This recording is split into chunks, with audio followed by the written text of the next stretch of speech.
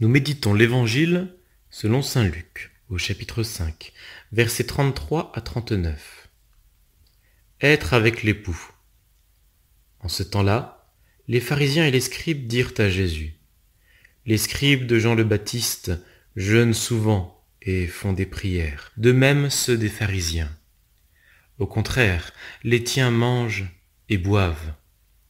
Jésus leur dit: pouvez-vous faire jeûner les invités de la noce pendant que l'époux est avec eux? Mais des jours viendront où l'époux leur sera enlevé. Alors, en ces jours-là, ils jeûneront. Il leur dit aussi en parabole: personne ne déchire un morceau à un vêtement neuf pour le coudre sur un vieux vêtement. Autrement, on aura déchiré le neuf, et le morceau qui vient du neuf ne s'accordera pas avec le vieux. Et personne ne met du vin nouveau dans de vieilles outres.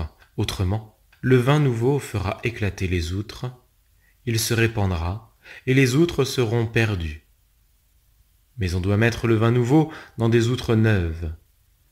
Jamais celui qui a bu du vin vieux ne désire du nouveau, car il dit: c'est le vieux qui est bon. Prière. Seigneur, tu es l'époux de nos âmes, et chaque instant passé avec toi doit être une fête, une rencontre pleine de joie et d'amour. Fais que ce moment de prière soit une vraie rencontre avec toi en ton cœur.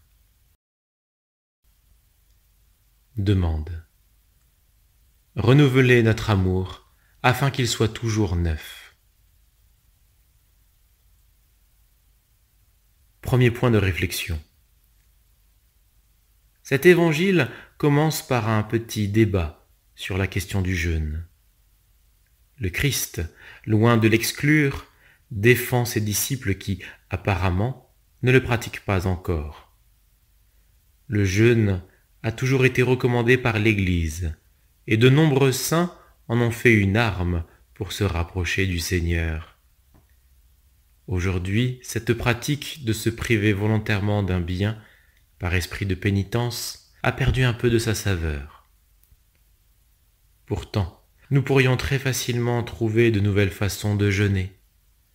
Nos téléphones, ordinateurs et autres écrans peuvent nous faire perdre de vue l'essentiel par les multiples distractions qu'ils proposent. Jeûner de ces choses peut, par exemple, se révéler très bénéfique pour l'âme. Second point de réflexion. Mais alors, pourquoi le Christ ne demande-t-il pas à ses apôtres de jeûner sans cesse, comme il leur demande de prier sans cesse, par exemple? Tout simplement parce qu'encore une fois, le Seigneur fait très attention à ne pas confondre la fin et les moyens.